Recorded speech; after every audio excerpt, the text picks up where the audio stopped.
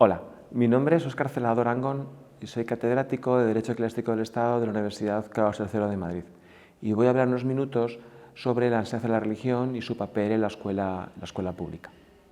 Bien, como punto de partida hay que tener siempre en cuenta la referencia del marco constitucional, ya que en 1978 supuso el abandono del modelo dictatorial franquista caracterizado por una confesionalidad católica excluyente, y de ahí pasamos a un modelo democrático con libertad religiosa y con un modelo de relaciones entre Estado y las confesiones religiosas soportado en la cooperación con las confesiones religiosas, pero también en la laicidad, o si se prefiere, en esa neutralidad ideológica y religiosa de los poderes públicos.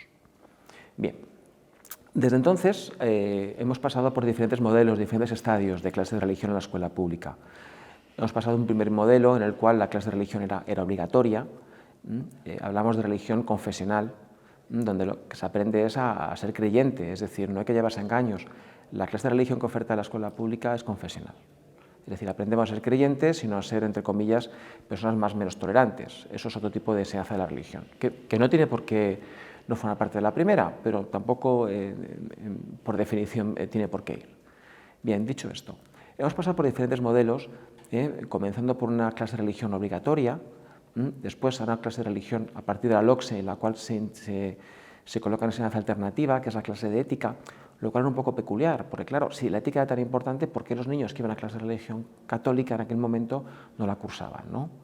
Después hemos ido a otro modelo en el cual, como alternativa a la clase de religión, se colocan actividades de estudio gestionadas por profesor.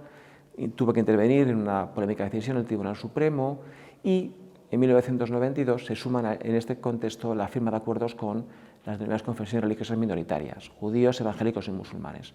¿Esto qué va a suponer? Que el legislador dé un paso adelante y por una parte oferte una enseñanza de la religión siempre confesional, pero abierta a más confesiones religiosas, eso sí, solamente aquellas que tienen acuerdo de cooperación con el Estado, y como alternativa bien, va a haber una especie como de, digamos, estudio no controlado, no autorizado por el Estado, es decir, estudio libre, o bien va a haber alternativas, pero no directas, sino en una bolsa de enseñanzas alternativas uno va a poder cursar religión y, por ejemplo, hecho cultural o religión, cultura y sociedad.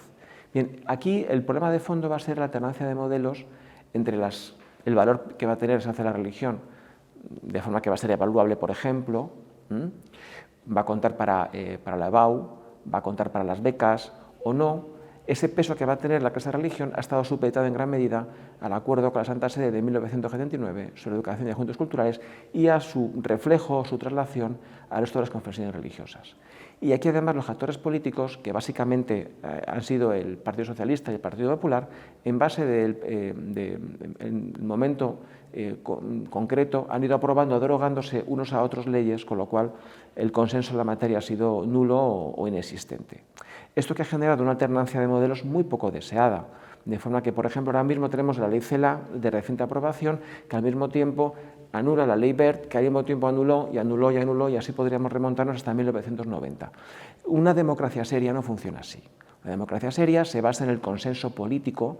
Es verdad que hace falta una clase política seria, responsable y madura, pero una clase política seria llega al consenso y tendríamos, como ocurre en los países de nuestro entorno, en el entorno europeo, un modelo estable en el tiempo, ¿no?